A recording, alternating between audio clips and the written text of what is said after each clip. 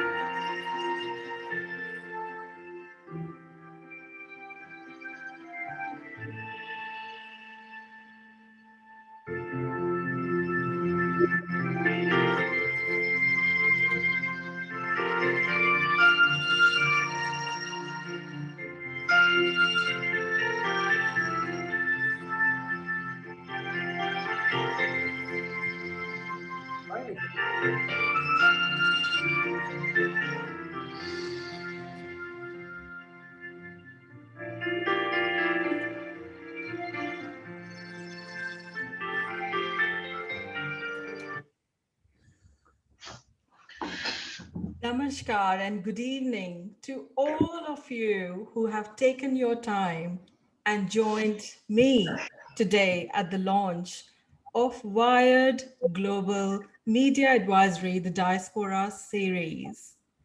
Before we begin, on behalf of Wired Global Media and Advisory, our guests, and in the spirit of inclusion, I would like to acknowledge the traditional owners of the land on which this webcast is being hosted today.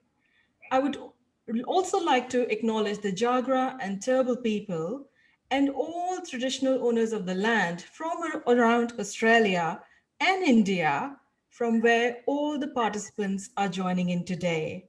We pay our respects to elders past, present, and emerging.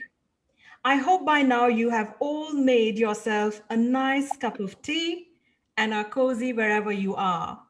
I always like to have the safety first scenario. So please ensure that no matter where you are sitting, you are safe and you are aware of your emergency exits, restrooms, and are ready for what this launch is going to unfold. From a leadership perspective, I would appreciate if you may please mute your mics so we can listen to everybody. And I would also appreciate for all of you to keep this forum inclusive, to really showcase your leadership and respect our diversity that we share in Australia, India, and the Vasudeva Kutumbakam philosophy that we follow. Let me also take the opportunity to welcome our distinguished guests, some powerful voices from India and Australia and overseas as well. Really solid voices, particularly Ravneet Pahwa, Sonia Gandhi, Mukesh Koleji, Mr. Sonavane, Naveen Kapoor, who's wearing a mask and keeping himself safe in COVID. Thank you.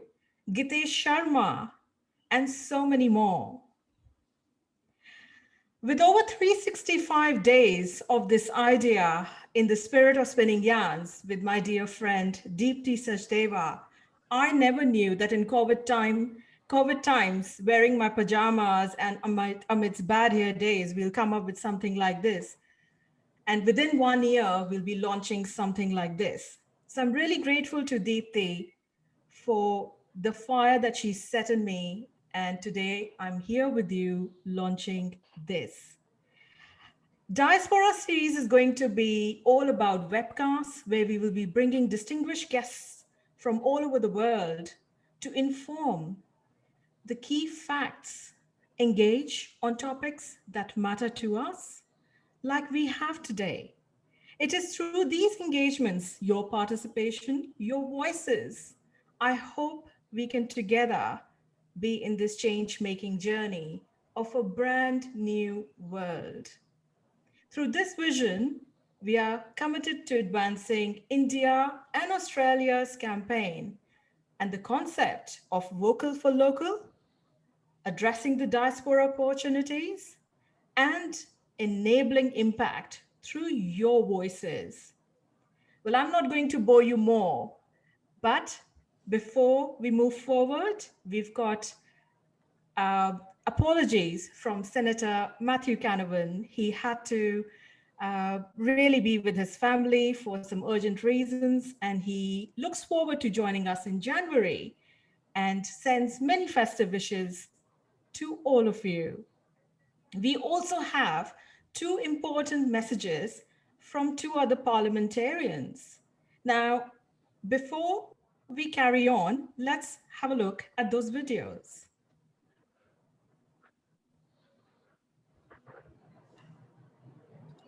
Hello everyone, I am Milton Dick, the Federal Member for Oxley in the Australian Parliament. I represent the beautiful suburbs in the southwest suburbs of Brisbane and the city of Ipswich. I'd like to thank the wide global community for having the opportunity to share with you some great ideas and some great discussion. In particular, I want to acknowledge the Diaspora Series virtual podcast that we're launching as part of today's presentation. I'm really honoured to be able to represent many members of the Australian Indian community in my electorate in the Federal Parliament. I represent over 50,000 people born from overseas. And I know from first-hand experience of visiting the beautiful country of India, the opportunities for business, trade, commerce, for foreign exchange, and also our university and higher education sectors, how important India is to Australia. I also know there are some pretty serious issues that our two countries are facing at the moment, including the new India Farm Bill that I know is creating a lot of commentary and a lot of issues both in Australia and of course in India. COVID-19 has had a major impact on every country in the world. And I know that Australia is looking forward to a bright future for trade opportunities, lots of business with India, and making sure our two countries work closely together. Congratulations on this initiative, and I look forward to supporting more like it in the future.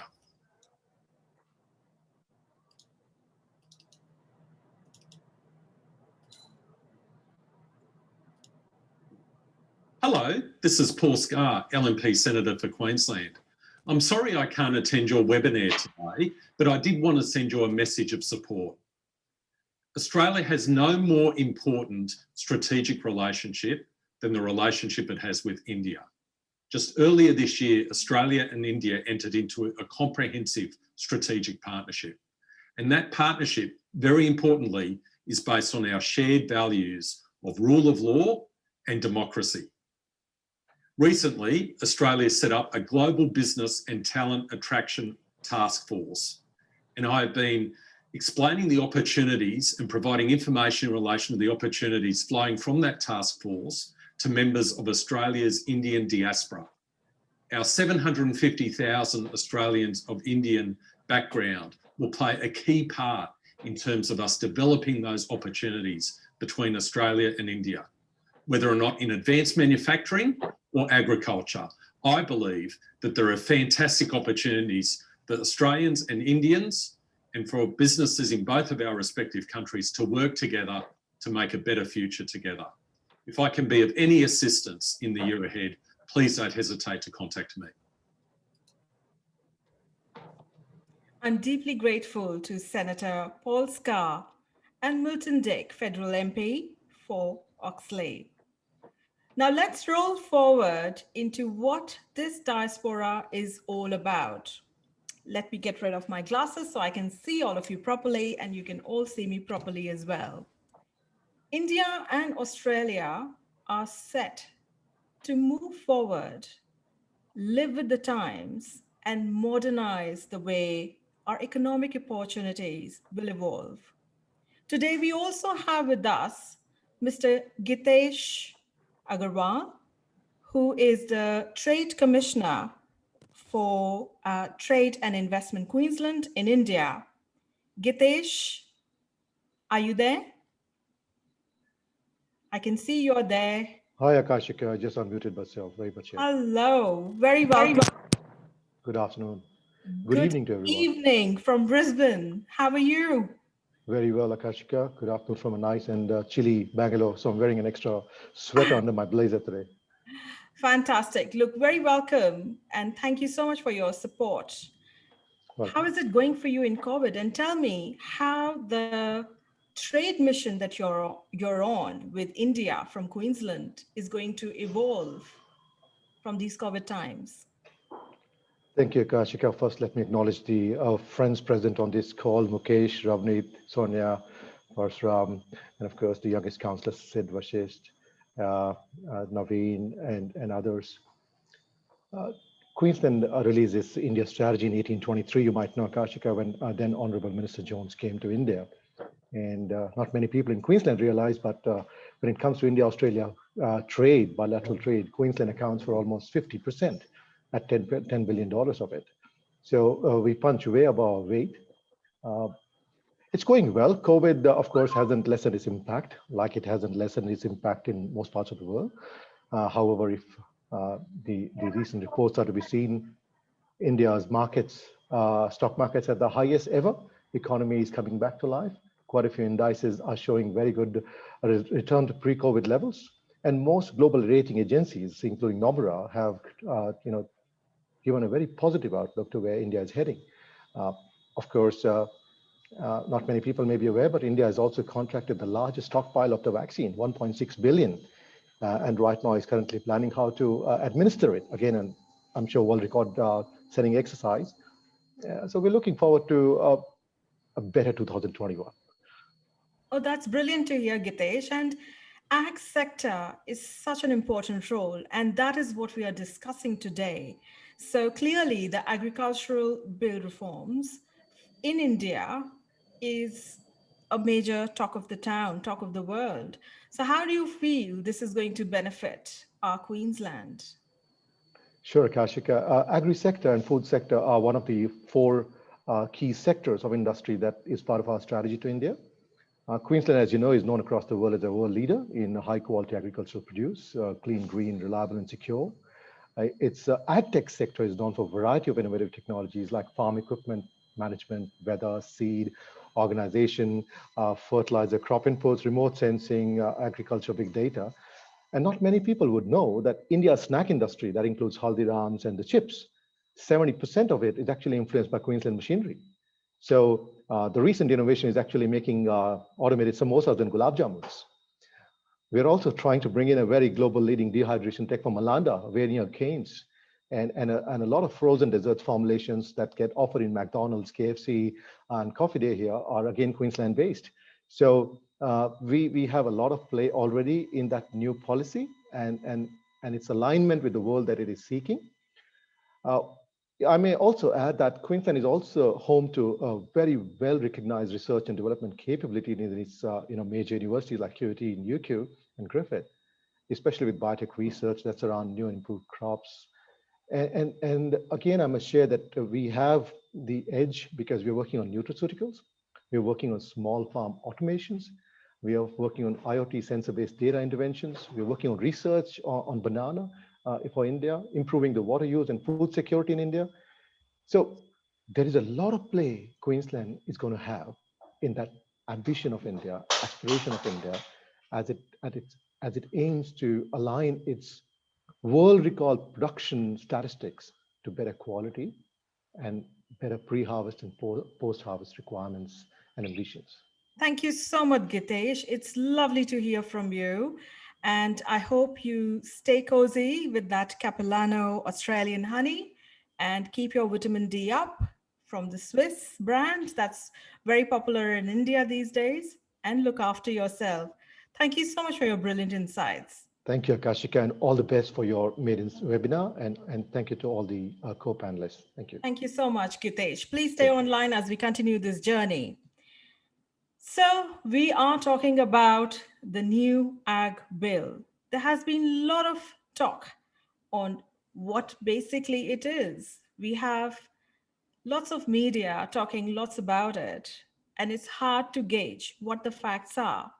So today we have with us Mr. Sonavane, who, of course, has brilliant insights, being a former civil servant, award-winning civil servant of India, who actually embraced the Ag Bill when it was launched in Gujarat during Prime Minister Modi's times when he was CM.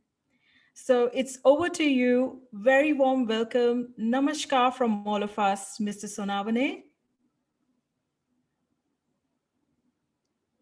Vijay sir, can you hear us? Am I visible? You absolutely are, and you're looking very sharp. Okay. Namaskar, ma'am. Good evening, friends, ladies and gentlemen. I begin the change. In change, I mean reforms. Change is imminent and it is difficult to accept. That's what Bhagavad Gita has preached us. Uttam kheti madhyam vyapar kanishta nokri. This was Chanakya. I will not translate, but he means agriculture is best. Farming looks pretty when your plow is pencil and you are miles away from the cornfield. This was Eisenhower. So these were regarding the great people. India, as you know, was liberated from British Raj in 1947. We became sovereign on 26 January 1950. We adopted Constitution. The Constitution has laid down free trade and commerce for all, and it has been in that spirit we have been doing, but not much till 1991 when we signed WTO. The industry and the international trade got free from the license raj, the controls. Unfortunately, agriculture did not. In between, there was an attempt by Prime Minister Morarji Desai in 1977 to deregulate the agriculture and other movements, which was called license raj, but it all vanished with his government, lasted only for few years. In 1991, when we signed the WTO, the farmers ought to have been liberated, but it did not. And later on in 2003, we passed or circulated one model APMC Act, and that also did not find, except Bihar government abolished the APMCs and rest were just moving around. We were starved population, India, till 1965, but with the Great Revolution, we could manage ourselves, and now we are food surplus. FCI got as of today 2 lakh crores of worth grains in the stocks, and this stock is piling up. This is just because of Green Revolution and thanks to the farming community of India. Farming basically in Haryana and Punjab, who are agitating as of today and because of whom this act has been in limelight. Punjab, Haryana grows basically wheat and rice in most of the part, whereas Madhya Pradesh, which grows equal amount of wheat, and Rajasthan also grows wheat, rice, pulses and other products. Uttar Pradesh also, but they are not agitating because they are diversified, and Punjab has reliance on the FCI, that is Food Corporation of India, and putting all the eggs in one basket is not good. With that intention, the reforms have been introduced. The Farmers Produce Trade and Commerce Promotion and Facilitation Act that has come into being, Farmers Agreement on Price Assurance and Farm Services Empowerment has come into act, which is called Contract Farming and Essential Commodities Act. All these acts were introduced by way of ordinance in June 2020, And later on in September, they become act when the parliament gave assent and President of India signed it. Now, what are the salient features of these acts? Instead, dealing with the act, the salient features will be more useful. It provides buyers a broad base. Buyers, broad base, naturally farmers also has a broad base. The better pricing, no stock limits, no license, scope to improve infrastructure, transport, and other facilities. Gramin huts are also envisaged in this bill. Now, coming to the point to point, the better price realization is one of the idea behind this. No stock limits, as I said, is mandatory. Infrastructure ought to be there. The private godowns, private stockyards, private processing, all is expected because we are heading for private markets. We are heading for free economy. If there can be a free economy for the industries, why can't there be free economy for the agriculture also? Expected Gramin huts, no cess, no taxes from the states, contract farming will be in vogue, increased competition by way of other lateral intrusions, that is private buyers. Cartelization will be removed. Electronic trade is also envisaged. And let me tell you, with this type of things, ITC in Madhya Pradesh, near Bhopal, Sihor, they have got e-Chopal and they are doing wonderful. Followed by the ITC came the Ruchi Soya, they also did wonderful. Balaji foodstuff, that is in the potato, they are also doing excellent in contract farming in Gujarat. And McCain and other things are also there. Now APMC was there because earlier, prior to 1965, we were starved. We did not have much of the food grains. So PL48 was the main source of food grains for India. We gradually came to the stage where we are now surplus and we are looking for the global markets. Our agriculture as of today is the best, but it is to be given boost. It is to be reformed. As a result, private markets, contract farming, that has been introduced by this law. Now, when you come for the contract farmings, supposing some party defaults, in that case, there is a redressal mechanism also. Coalition, conciliation boards are there. SDM has been prescribed. Additional collector will take the appeals, etc., etc. The agitating farming community is insisting for courts. But let me tell you, courts are already worked with number of cases. And this was easy way of redressal, but still farming community feels that no, they want this. MSP in no way is going to be done away. MSP is going to remain. That is concern, and that has been removed. No land of the farmers can be taken. That is section 13 and one section 8 of this. So that is also, the doubt has been cleared. But no one is ready to accept. And in the process, the people are agitating, people are supporting. And those people who do not have any stake in the farmers' agitation, they are also supporting, like Justin Trudeau, the Canadian PM, some of the MPs from the England, our own CMs, Maharashtra and Delhi. They are nothing. The farmers are happy over there, but still everyone is supporting. I don't know why. This agitation is, I believe, hijacked, and they ought to behave or ought to listen to the government, and government is ready open-heartedly in all ways to help them. Punjab and Haryana, I feel, with these amendments should resort to more productive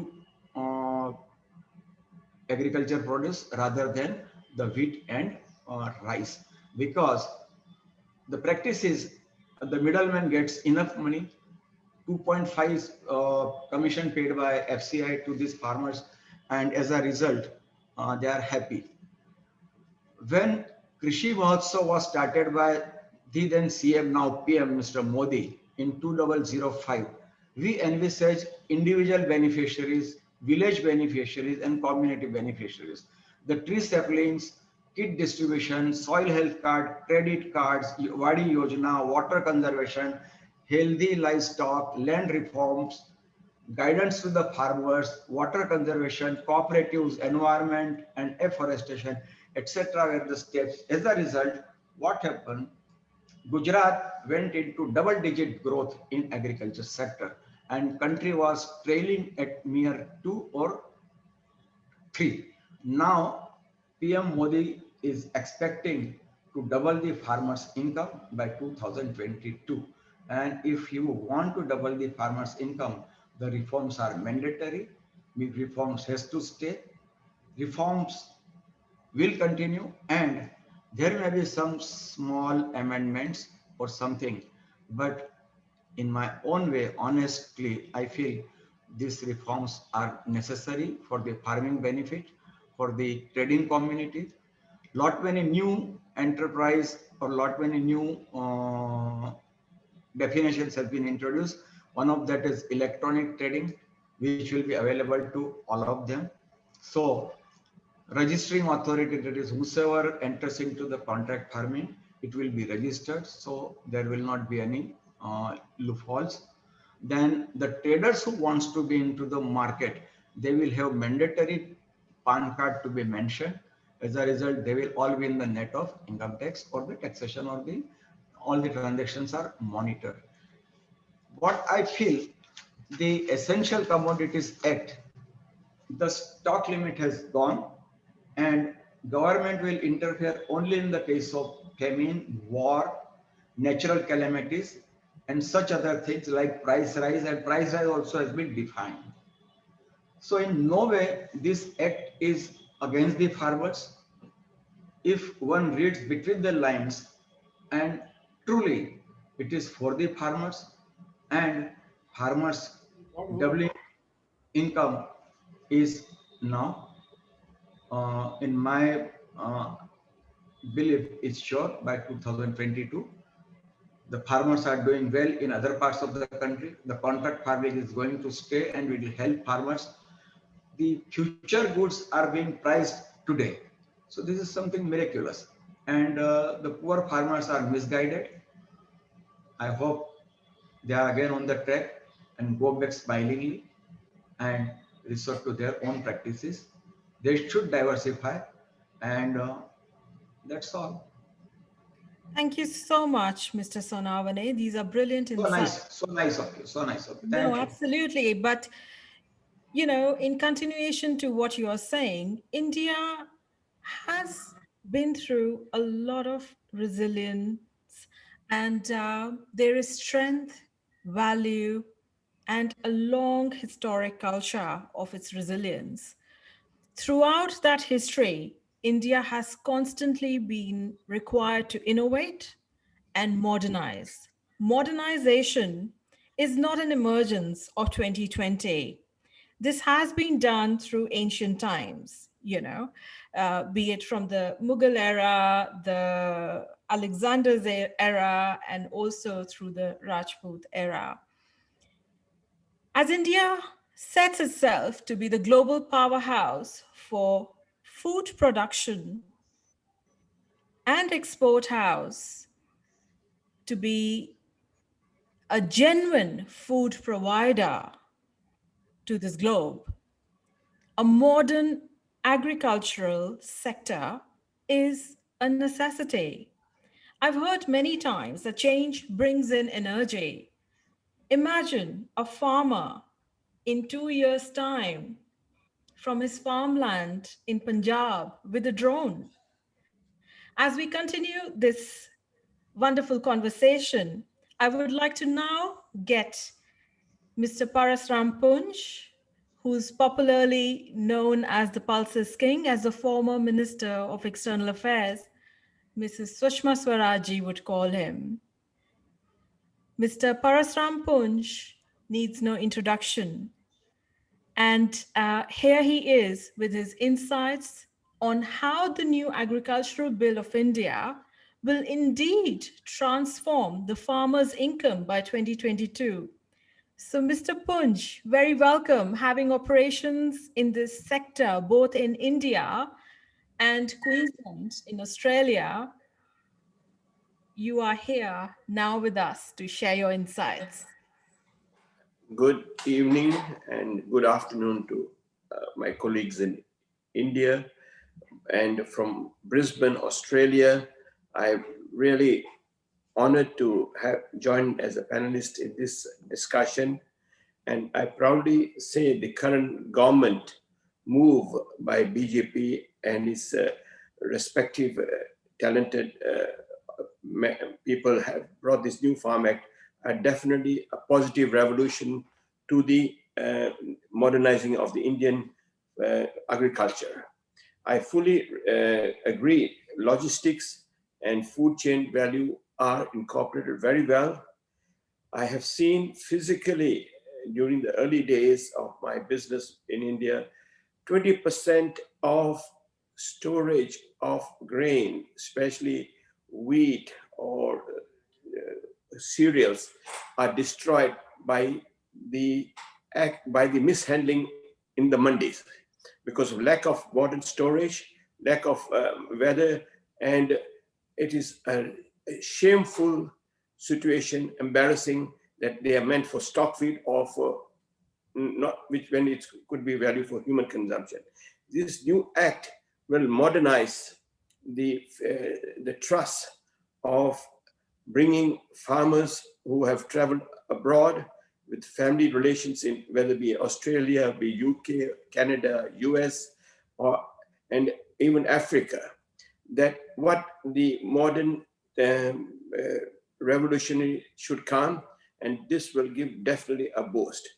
I was very fortunate to say my background that myself and my son, Bhumipal Punj, he was the first managing director of National Bulk Handling Corporation, NBSC, which we formed in partnership with Jagnish Shah of MCX. And for 4 years, we got 10 banks in India to issue warrants to the farmers or the stockists. And we started coming up with concept of bulk handling, like similar pattern which I am using in Australia, such as the CBH or the grain corp in grain.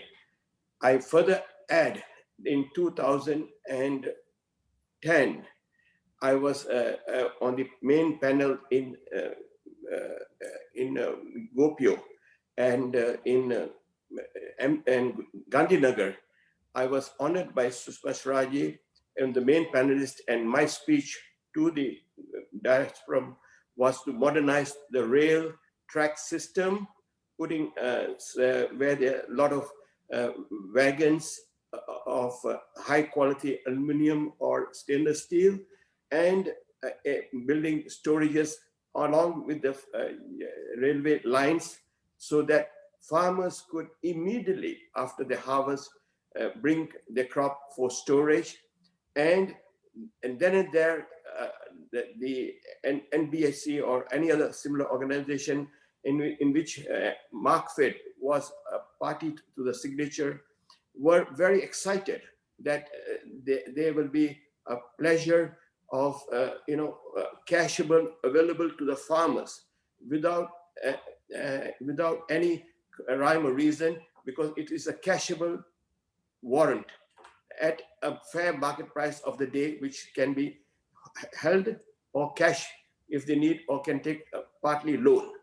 This is the system what the current Australian farmers have the privilege, and I am committed to this till for the future, for the benefit, and I am thankful to my current business. I am one of the active importer of long grain basmati rice, which India is today surplus, and basmati is regarded as the prime quality rice accepted and in the food diet of the world.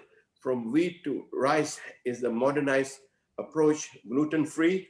So I think India has a lot to contribute in this product, as well as high quality wheat and high quality other pulses. So my congratulations to the Indian government, and my full support to be an active participation for the government side, and with the new hybrid varieties of seed, the growth of production is going to be much heavier, and collaboration from Australia with these agricultural universities, departments, and the food chain logistic degrees the young Indians are having from Australia will give India a very high skilled movement.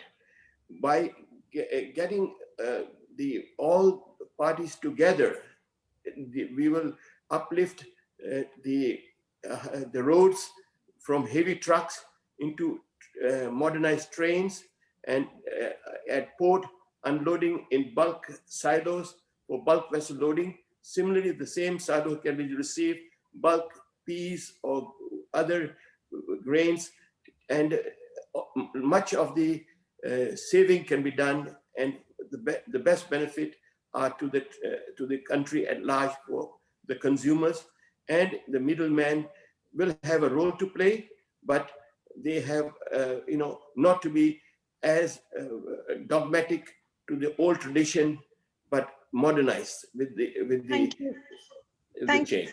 Thank you so much, Mr. Pun. These are brilliant insights, and I love the painting behind you. Would you like to share with us what that painting is all about? Well, I was a concierge for Expo 88, and this painting was brought under a bond. It's full of gems and I must say it's a priceless painting which has been secured by me. I can't. It is a treasure for the family, but whichever side you move the artwork, the waterfall of the Taj Mahal will follow you. It's something the artist who and is in pure silk, and the rest are all real gemstones, I must say. So lovely. Thank you so much for your brilliant insights on the Ag Reform Bill. And moving on, we have a brilliant question from Deepthi Sachdeva on basically, would the creation of private mandis, how would the creation of private mandis benefit the big, not benefit the big businesses, and something to do with price rises? The global experience across agricultural markets demonstrates that corporatization of agriculture, with the concomitant security net in the form of an assured payment guarantee to the farmers, results in the exploitation of farmers at the hands of big business. It is, Deepthi, I'll take that question and we'll answer that for you. So we are in India, clearly amid a reform. In Australia, in the early 2000s, the same reform was implemented. And here we are today with coal supply chains and the buzzing ag sector, from the fruit bowls of Toowoomba to Cairns to high up in the horticultural lands of Northern Territory, where Councillor Sid is coming from. So clearly it's an evolution, and it can be understood as a state of shock. But while we are evolving through these times, it requires a little bit more resilience and a little bit more patience and cooperation to really hold and see what is the next. As Mr. Sonavane also said, that there could be few amendments. So the bill is here to stay. And what those amendments will be is what we will need to watch out for, and how we can be a part of the solution to really refer those solutions. So thank you for your brilliant question. And moving forward, clearly, post-COVID-19, it's going to be a brand new world. Imagine COVID-19 still here in the world. Vaccines may work, but they may not work 100%. It will still be a fair way till we get 100% cure for the world we are in. Today, India is in the epicenter of COVID-19. Clearly, it is important to reimagine and bring in new innovations to modernize sectors that are important. Having an ambition to be the food powerhouse for food security is pertinent. So before we move forward, let's get Ms. Ravneet Pahwa on the spotlight and let's have a chat on the insights of how Australia and India, through the university you represent today as the global head of Deakin University in South Asia, could assist the ag sector in India evolve through artificial intelligence. We understand IIT Madras and Deakin have done an MOU. What are your insights on the evolution of this sector, Ravneet? Very warm welcome to you. Thank you very much, and it's an absolute pleasure to be here. Good afternoon or good evening to everyone. My sort of work with Australia is over almost 3 decades now, about 26 years of engagement across the two countries. And I think that the future of India and Australia relationship is exciting. It's strategic and it's going to grow. Australian agriculture is world renowned for its leadership in harvesting practices, water efficient crop and livestock breeding, conservation, and development of fit for purpose farm machinery. And I think that India could learn a lot from that. And I think there could be a possible collaboration in that space. However, it faces challenges like vulnerability to climate change, water scarcity, landscape, and nutrient security and food wastage. And I think that these are complementary problems between the two countries. What we need to do is come up with joint solutions. India has scale, Australia can help with scale. India has efficiencies, Australia has efficiencies. The question is common issues to be dealt together. Problems specific to the Indian agriculture, I think, is actually quite the same, which is low yield and low productivity, wastage of food, low, sort of optimization and mechanism of agriculture, the food, the supply chain, the food and nutrition insecurity, and the rapid urbanization requirements of the country.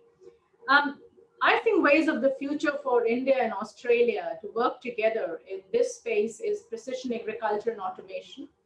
Some of the work that we are doing with IIT, actually the Terry Center that we have, which is a nanobio smart agriculture center, is around these areas. So I do think that to address this climate vulnerability, one can talk about precision and agriculture, automation, price information and market intelligence systems. I think the other way to really think about is increased mechanism for agriculture through artificial intelligence. And we are working on some projects across with IIT Madras through a center in looking at some of the AI areas. Reform in supply chain management is an important one.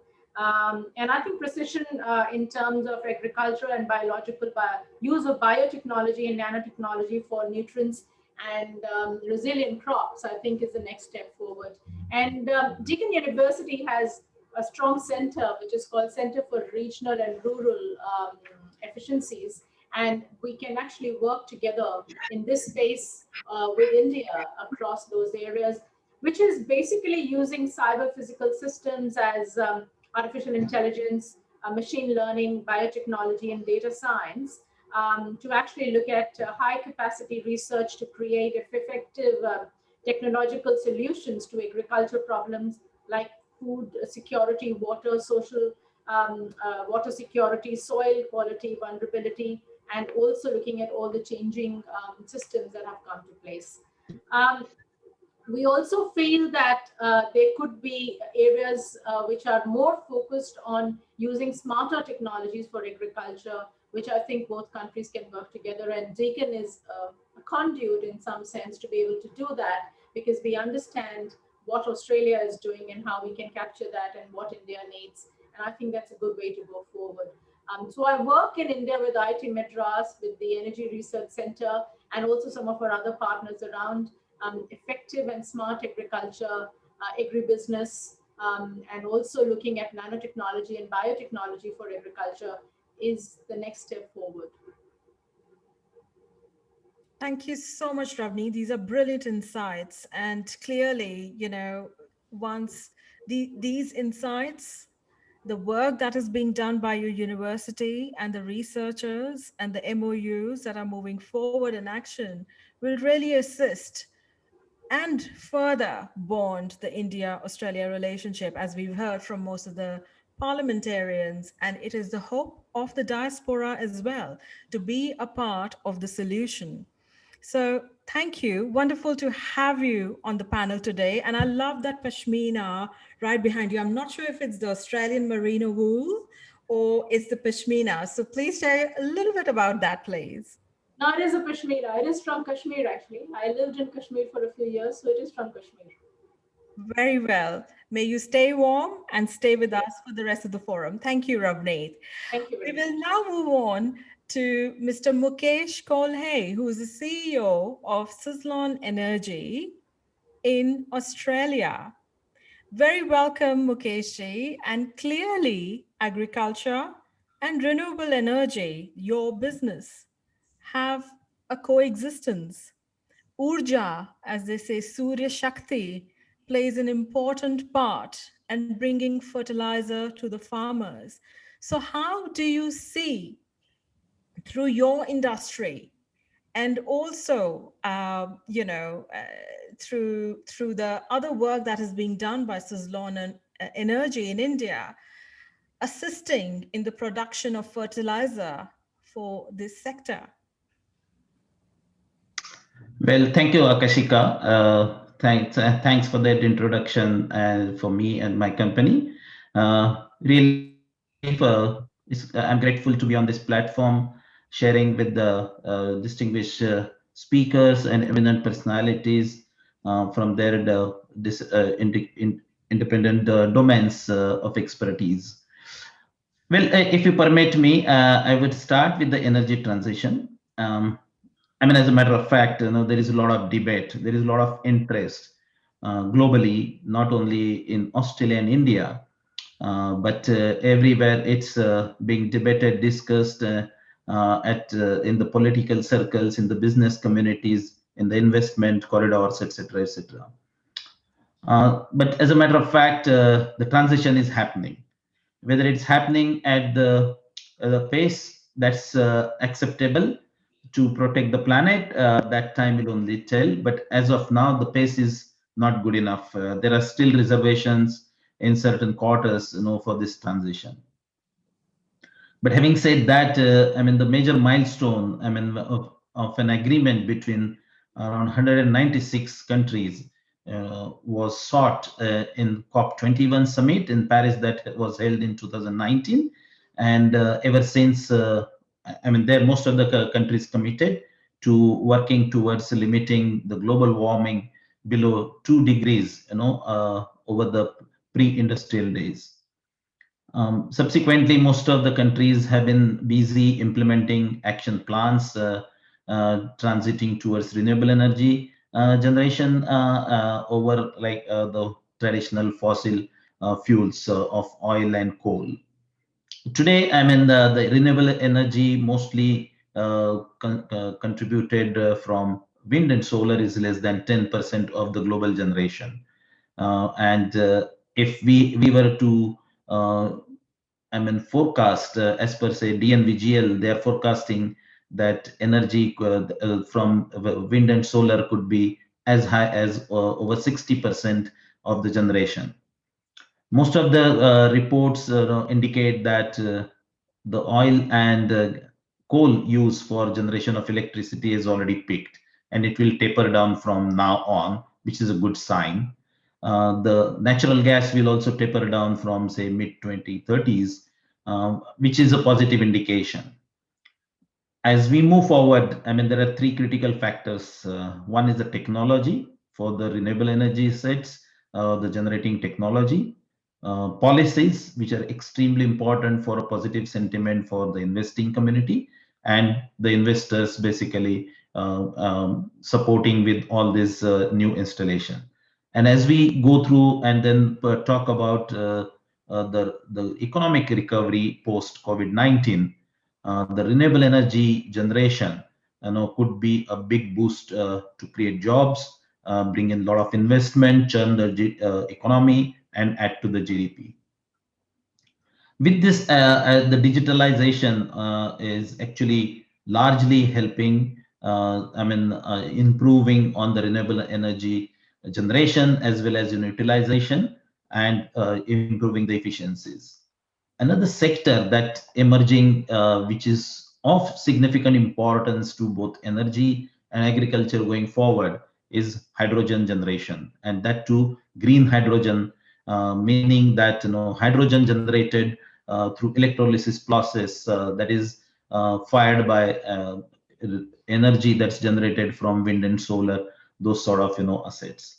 The world is moving rapidly, and I'm glad to say that Australia is really taking a lot of interest and in terms of creating renewable or the green hydrogen industry, and that will be a massive boost to the Australian economy, and also Australia can become a global battery for renewable energy plus green hydrogen, as it is. Australia enjoys. Sorry to interrupt, just conscious of time. Coming back to the ag sector, how do you think in India, through the renewable energy, the Surya Shakti, and the other new energies, can help India's ag sector evolve? And what are your personal insights of this new farm bill? Well, from the renewable energy perspective, India has already set up very lofty targets. The Prime Minister did comment that they are aiming to create a capacity of 450 gigawatts by 2030. And India has also started moving in terms towards hydrogen industry, and that to green hydrogen, and that will greatly help generate. In terms of manufacturing of ammonia, which is a principal ingredient for the fertilizers in the farm sector. To me, there is a big role for the renewable energy to support the agriculture sector going forward. Thank you, Mukeshji. And on a parting note, tell me, agriculture sector, do you think this bill is for the farmers in the long term? I personally believe it's a big step forward in terms of modernizing the farm sector, enabling people to improve their incomes with the guaranteed MSP, which is already more than 50% for most of the farm output. At the same time, this private mandis, corporatization. I come from a countryside in India, and there is a lot of small farmers who own a couple of acres of land.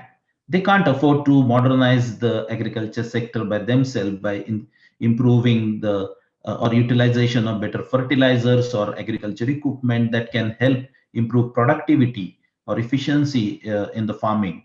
They don't have access to low cost finance, etc. So I think the corporatization in this particular direction should largely benefit all and sundry farmers and definitely contribute hugely towards India's GDP. Thank you so much for your brilliant insights, Mr. Kole. And I'm really looking forward to having a nice yarn with you in the times to come over the new energies as well. Now, moving on, the ag sector, the farmer protests in India and also overseas have been massive. Amidst all this also lies the matters of national security. Today we have with us Mr. Naveen Kapoor, who's the National Bureau Chief of Asia News International. And it gives me immense pride to thank him for his time amid a very trying time in India, where he's 24/7 on the roads, covering, reporting as a distinguished senior journalist on foreign policy, affairs, conflict, national politics, survived blasts in war zones, and reports without fear or favor. So very welcome to you, Mr. Kapoor. And we can see it's all happening in your background. Namaste from Australia. How are you? I'm good, and special thanks to Akashika, and Hi to all the distinguished friends here. How are you doing? Well, how's the Josh? Can we have everybody unmute here?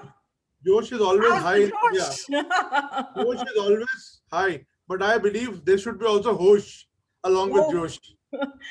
you're absolutely right, Naveen ji. And let's talk about all things about national security. You have been covering from Pakistan border, China's interference, and you've seen it all. You've seen the matters of Doklam, you've seen the Kargil war, and you've seen the foreign interference in our national security in India. Please share your insights on that first. See, as you all are aware, that our borders, we have such porous borders with many countries, and we don't have many friends in our neighborhood, especially with China getting aggressive and Pakistan continuing with its old bad tricks of infiltrating terrorists into India to create instability. So, national security, I think, has always remained a point of concern to us. And I think Mr. Modi and the previous governments have taken some good steps to secure our borders. But at the same time, we are seeing a new streak of expansionism in our neighborhood. So I don't see this national security issue getting too much attention in the mainstream media because until our borders are safe, we are not safe. We have to secure our borders by at any cost. India has taken a couple of new steps, and India is also modernizing on our borders. We are modernizing our infrastructure, which was lacking from last many years, and we are also modernizing our weapon systems. We are reforming our police. We are reforming our army, military. We are creating new battalions in the mountain range.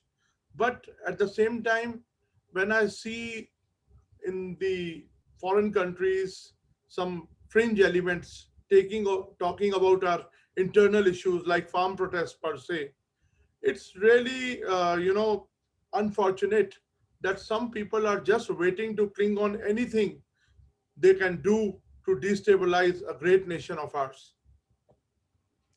That's brilliantly said, Naveen ji. Tell me, amidst all this are also Indian Ocean, Southeast China, India, Australia related matters. And this year, after 2007, for the first time in the Quad scenario, India and Australia had the Malabar exercise. What are your insights on the strengthening of the Quad? What does this mean for the world? I think Quad is a very brilliant idea, and it has come at a very good time when the world is facing threat from a particular quarter. All these are democracies, all these are powerful nations of influence in their own way, and coming together of all of them will make a difference, and it is definitely a balancing act in the region. It will definitely add it will sharpen our edge as far as national security is concerned. And Quad, when I say it's democracy, you understand what I meant. You know, there are certain countries in the region which are not playing by the rules. You have seen people blocking the navigation. You have seen people making false claims. So I think this Quad will play a very eminent role in coming days. And we have seen some very, very progressive statements from the leaderships of all the respective countries. And all have a similar interest and common interest in coming together. So let's see how it pans out in future. I think it should. I think my personal feeling is that they should collaborate more and more to give a balancing act to the world. India's position at the United Nations stage has also evolved. It's become more stronger and people listen to India. In the last few years, from COVID-19 debacle to other terrorism matters, we've always seen the interference from wrong elements in India, particularly today as we are seeing the farmer protest ongoing. What have you heard about the Khalistani issues? It's really sad because India, a land where we have Hindus, Sikhs, Muslims, Christians, Parsis, every single Jainis, Buddhists, the religion, never has been that much of an issue. And today we have the foreign interference overtaking and influencing that in a wrong way. What are your views on that? First of all, it's very wrong to link any Khalistani movement with the farm protest. Farm protest is totally an internal issue of India. And of course, all the democracies in the world, all the big nations in the world, they have differences. Nothing is, black and white. There is always, if there is an issue, there's a discord, they don't understand, and government is unable to convince. Farmers have all the right to ask the questions, because ultimately this bill will affect them. Any reforms are directly impacting their pockets. Firstly, that. And Khalistani, as you said, I don't know whether they are actually, they have anything to do with the farmers. They are just waiting for any opportunity, to cling on and, defame and try to create unrest in India. I don't see this as any relation with the farmers. Farmers are Indians, and they are very much as patriotic as anyone else. They don't need any support from outside. I think government also has clearly said that despite the fact that the laws are in now, they are ready to make any changes. They are ready to sit on the table. It's a regular, natural practice in any democracy of the world. Any strong country which has come up with always hear the views, always hear the grievances. So what's wrong in that? Now Khalistanis or any fringe element supported by any intelligence agencies or anybody, they're trying to create discord using this. I don't see any merit in that, and I'm sure world is smart enough. People are smart enough. They can see through why it is done and what is done and why they are doing it right now. Absolutely, Naveenji. And particularly in the overseas protests, we've seen that there has not been any protest on or dialogue which is imminent in any discord, as you say, about the farmers' issue. It has all been anti-India protests. So it's been disturbing to see that, and really value your valuable insights. Now we will have a few questions for you here, and we've got here with us, I think, Colonel Gill. I can't see him in the panel, but we've got Kedarji, who is the son of a former naval officer. Kedarji, can you hear me? Are you there? Yes, Akashika, I'm unmuting it now. Can you hear me as well? Very well. So Kedarji, Hello, Kedarji. let me Hello. introduce, of course, Naveenji needs no introduction, and you don't need any introduction. Here we are talking about the national security matters of India. So tell us and share with Naveenji your insights on how the anti-national elements are interfering in India's domestic matters, and how these elements are continuing to divide the overseas Indian identity. Firstly, Akashika, thank you so much for giving me the opportunity to be on the eminent panel.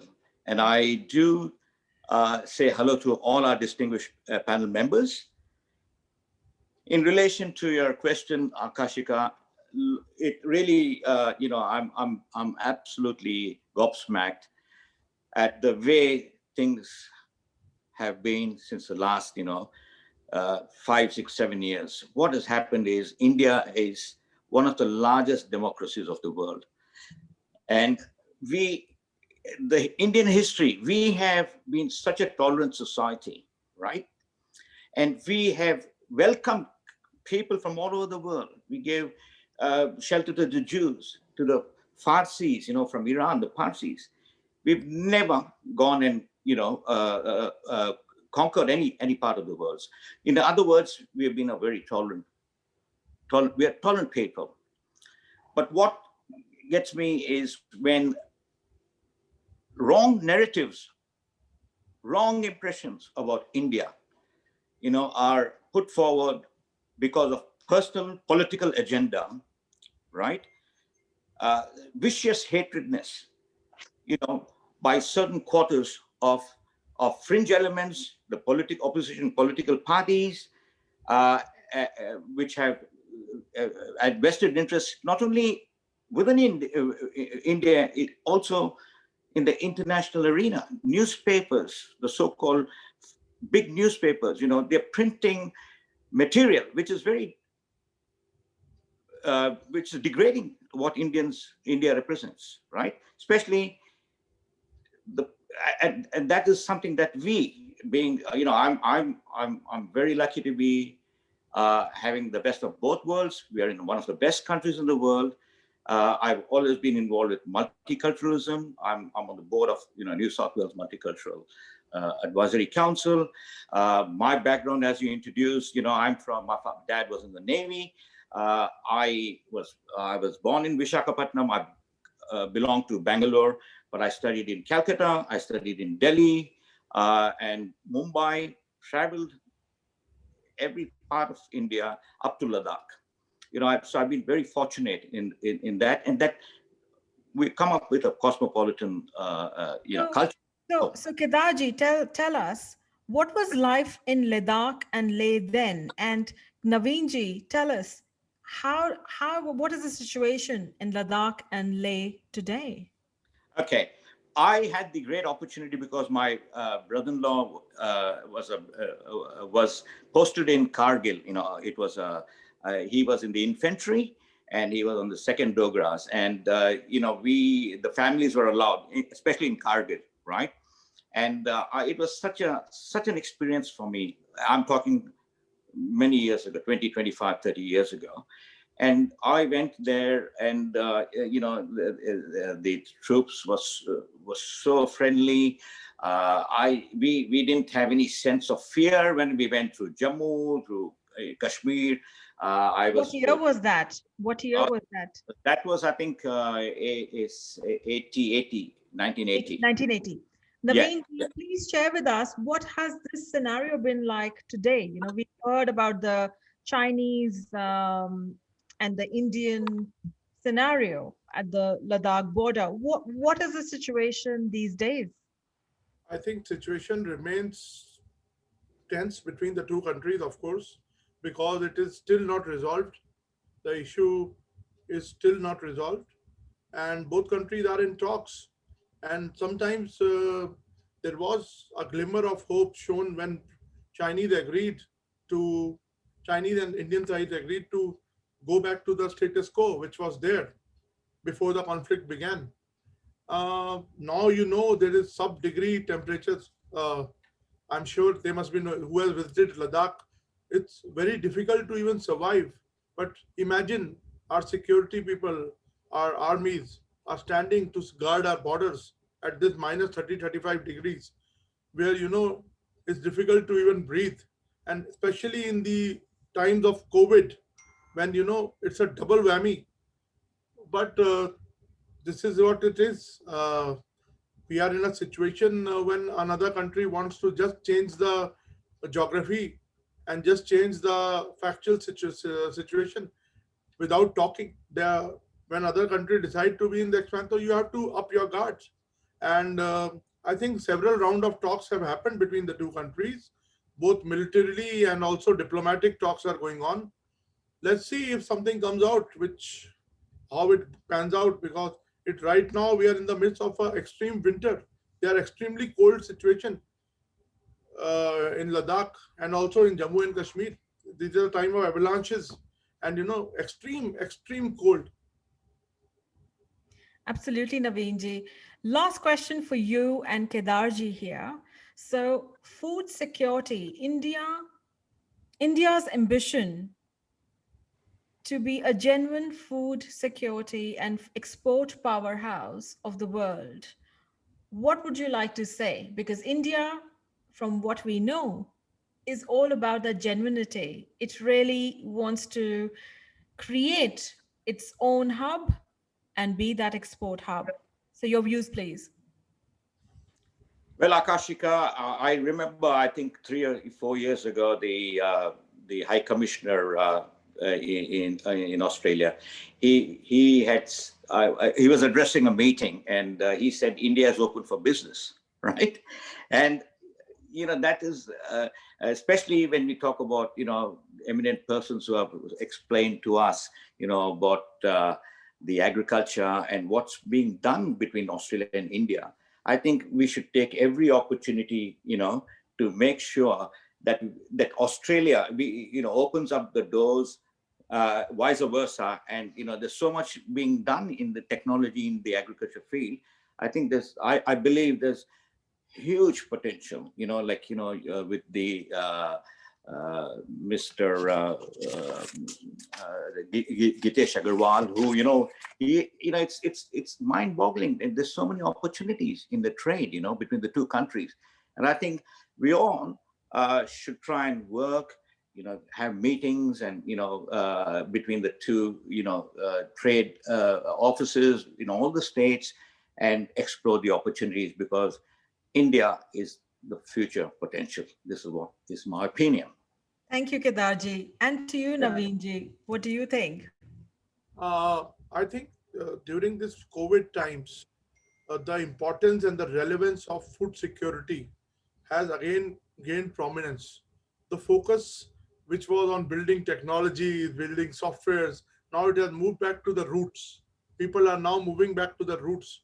When all the sectors were ailing, only 2 sectors were still showing the uptick during the pandemic, which is, we are still in the pandemic, it's not over yet. But, agriculture forms the base of our economy.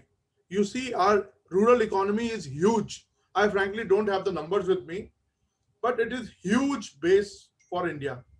So now when government is saying, when it claims that these reforms are being made, and now we are getting things done in this sector, when we are bringing in new technology, these reforms are going to bring new technology to the farmers.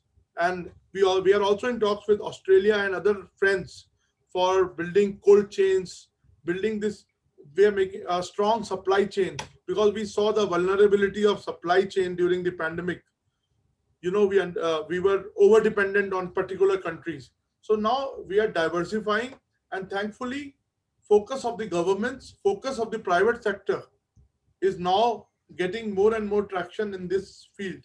So I hope these reforms and this focus brings in new technology, brings in prosperity to we must not miss the big picture in the protests or anything. We understand that there may be some grievances, but we should not also forget that still farmers are committing suicide. If everything was so good, no reforms would have needed. We definitely need some reforms in this sector so that farmers don't die of hunger. So I think that food security should remain the key focus. Rather, we should not only be able to provide food to our own people in our country, but we should also become a very good exporter of high quality products, which we are quite capable of. And only thing is to optimize, to use technology for a good use, so that our farmers get rich, our country gets rich, and we are a big nation, a big powerhouse. We continue to remain our position. Thank you so much, Mr. Kapoor, for your time, and I hope you stay with us for the last few parts of this launch. Now, one of the last few In the Spirit of Spinning Yarns episode podcast that I did with Deepthi, we had the privilege and the honor to have His Excellency Barry O'Farrell on the podcast. And he was very clear on the Australian priorities with India. Australian priorities, he said, are very simple. So we have social linkages with India, we have political linkages with India, we have economic links with India, and we have that we don't talk about the defense and strategic links with India. So India and Australia are definitely getting deeper in all of that. The social links have increased with more than 700,000 diaspora today in Australia. 1 in 35 Australians is of Indian heritage. So my next question is to the dynamite, the mother, wife, the CEO, the trailblazer of India, Australia business community, the CEO of Gandhi Creations, Ms. Sonia Sadiq Gandhi. Very welcome. Are you there? Thank you, Akashika. Can you hear me? I absolutely can. Fabulous. I love that IPCA banner behind you. Oh, that's great. That's actually from the 2016 event in Sydney at the Town Hall. But can I actually begin by commending you on engaging our leaders through this podcast and webinar series? I'm sure this platform is going to go from strength to strength. An idea that, you know, you've discussed over the years has taken incredible shape. So it's great to kick off many of the series. And it's a real honor to be part of the journey and share the energy I've been sort of observing of all our speakers, who obviously most of you I know quite well. But I'm very conscious of time and I'm real stickler for it. So you give me 3 minutes, I better be very, very quick. Thank you. I'm founder, like Akashika said, of a multi-award winning social enterprise called Gandhi Creations. I also am an elected board member of New South Wales Government for Multicultural New South Wales, which fosters social cohesion and represents all multicultural communities across our state of New South Wales. I'm also a very proud Australia Day ambassador. But today the relevance for me is I'm founder of one of the largest platforms that celebrates the Australia-India relationship while it contributes to its development. So I'm so glad you brought up the topic of the diaspora, which is what your series are also all about. Is the connector is the IAPCA for Australia's growing Indian diaspora, and it helps better engage the diaspora with their governments and communities. I just want to also highlight that since Prime Minister Modi mentioned in his speech the importance of the diaspora dividend, which I think is significant and has great benefits globally, we've had the largest engagement across our platform, which sits now in its 7th year. Nakashika, you're a very proud alumni of ours. So we have a growing alumni of 1,500, as is Deepti, I can see, and a few others on this panel. The platform's received international recognition as a tool for cultural diplomacy and is also has mentioned in the IES 2035 report that was commissioned by DFAT, by Peter Varghese, who happens to sit on our board. But as most of us know, India continues to be the largest country of origin of international migrants with, I think it is 17.5 million strong diaspora across the world. And nearly 1 million of those are from Indian origin that live in Australia. Now that's a big number, it's a fact. So I'm pleased to say that with platforms like the Diaspora webinar series and the IAP, because we continue to work with the diaspora in conjunction with state governments by nurturing and accelerating the growth of the people-to-people connect and the trade and investment stories, and highlighting the biggest asset, which is the people linkages, like you said. But to answer your question directly, very quickly, I'm very conscious of time, is the diaspora has got passion, it's got resilience, and it's got a huge drive. So the trend that we've been seeing through the platform over the past few years is the diaspora has been setting up shop in Australia. There is a tremendous amount of businesses and SMEs that have set up. We actually run another large platform called the Western Sydney Awards for Business Excellence. And they are now going back home and setting shop and actually end up becoming Australian exporter. A large amount of these are growing entrepreneurs and investors, but also female entrepreneurs. So all of this data and analysis we get through the platform that we have, which is the IAPCAs, and we continue to, build on that. Obviously the IAPCAs are going to India in 2022, and we're very excited about that. But in closing, I just want to say that we need to continue to nurture and empower our diaspora, which is what platforms like these do, and ensure that the diaspora remains the people of it remain our true two-nation ambassadors. Thanks for the opportunity, Akashika. Thank you so much, Sonia. These are brilliant insights. And of course, people-to-people links will be a crucial enabler through IPCA with diaspora for a long time to come. I would now like to invite our last guest for the evening. That's none other than Councillor Sid Vashisht, who's connecting with us today from Darwin. Very welcome to you, Sid. How are you? Good evening, Akashika, and hello to everyone. Look, I'm speaking from Tennant Creek today, Northern Territory, from the Warramungu country. And before we proceed, I'd like to acknowledge the Warramungu people. And they've given me the privilege to be a councillor in this region. And how are you? And very well. That's a cool shirt. And now you've got to make it clear. Is this from India or Australia? South India cotton shirt. Lovely. Good on you. Very well. So Sid, you have been a part of the Australia-India Youth Dialogue. You are also a part of the Australia-India Business Council for a long time.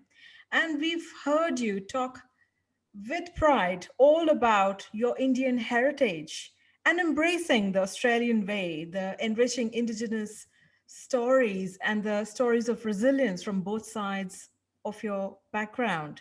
So share with us today, how can the Indian heritage Australians like yourself could be a solution in this time of India's evolution through all these reforms, where we are beginning to reimagine a whole new modern India as the new powerhouse for food production? Thank you, Kashika. Look, for me personally, with my personal experience as well as an ex-Deakin graduate, so hello, Ravneet, keep up the good work with Deakin University. It's important, the people-to-people connect, the person-to-person link, and platforms like, as you said, AIYD, Australia-India Business Council. Sonia Gandhi actually just mentioned about the platform that she's providing different people. That's a perfect start. And consistency and being persistent is the key. 700,000 Indian diaspora in Australia now, I think, and as Sonia quoted Peter Varghese' report, India Engagement Strategy, that clearly identifies the need to actually embrace and empower the diaspora. And by 2031, I think we'll surpass the Chinese-born Australians.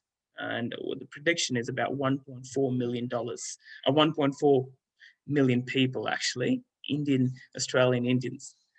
So there's plenty other regions which you can compare ourselves to, like America, UK, and the diaspora is very active and very supported by India, US, that bilateral relationship.